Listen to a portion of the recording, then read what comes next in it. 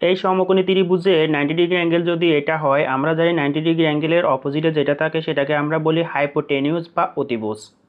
এখন লম্ব বা পারপেন্ডিকুলার কোথায় হবে সেটা ডিপেন্ড করতেছে এখানে অ্যাঙ্গেলটা কোথায়। এটা যদি অ্যাঙ্গেল বা থিটা হয় তখন আমরা থিটা এর অপোজিটে যেটা থাকে সেটাকে বলি আমরা পারপেন্ডিকুলার বা অপোজিট সাইড, যেটাকে বাংলা বলা হয় লম্ব বা বিপরীত বাহু। আর থিটার সাথে লাগানো যে সাইডটা থাকে ওইটাকে বলি আমরা বেজ বা অ্যাডজাসেন্ট সাইড, যেটাকে বাংলায় বলা হয় ভূমি বা সন্নিহিত বাহু। আবার এই ট্রায়াঙ্গেলের জন্য এটা যদি 90 ডিগ্রি অ্যাঙ্গেল হয় তাহলে অপোজিটে যেটা আছে এটা হাইপোটেনিউস ঠিক থাকবে, কিন্তু থিটা যদি এটা হয় বা এই অ্যাঙ্গেলটা নিয়ে যদি আমরা কাজ করি তখন এই অ্যাঙ্গেলের অপোজিটে যেটা থাকবে সেটাকে বলবো আমরা পারপেন্ডিকুলার বা অপোজিট সাইড। আর অ্যাঙ্গেল সংলগ্ন যে বাহুটা থাকবে ওটাকে বলি আমরা বেজ বা অ্যাডজাসেন্ট সাইড বা ভূমি বা সন্নিহিত বাহু।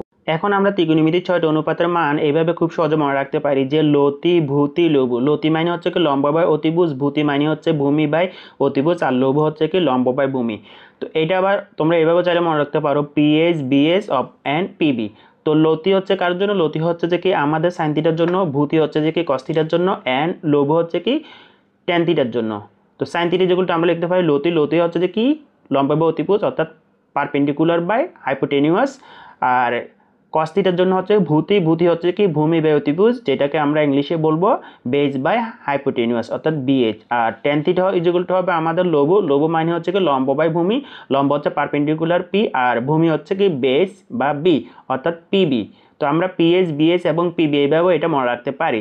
এখন বাকি যে তিনটে অনুপাত আছে যেমন সাইন থিটার অপোজিট বা কোফাংশন আমরা জানি কোসেক থিটা, তাহলে কোসেক থিটা হবে সাইন থিটা এর রেসিপ্রোকাল অর্থাৎ পিএস এর রেসিপ্রোকাল হবে এস পি।